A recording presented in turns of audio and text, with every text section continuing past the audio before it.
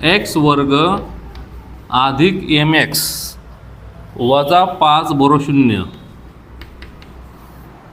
या वर्ग समीकरणाचे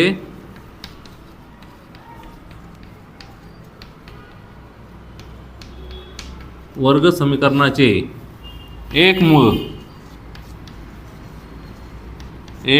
मूळ 2 आहे, तर m ची किंमत काढा.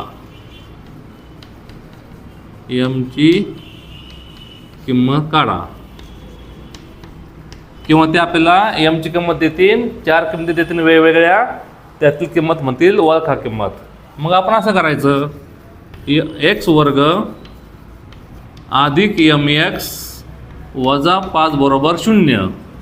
आता पहा, याचे मूळ 2 आहे. मूळ 2 आहे म्हणजे कोण आहे? एक्सची किंमत किती आहे? 2 आहे. मग ज्या ठिकाणी एक्स असेल ना तिथे 2 लिहायचा. 2चा वर्ग अधिक एम गुणिले 2 म्हणजे कंसात 2 वजा 5 बरोबर 0. 2चा वर्ग 4 अधिक 2 गुणिले एम 2m वजा 5 बरोबर 0. म्हणून 2m 4 अधिक आहे 5 वजा आहेत, या दोघांचं उत्तर होणार.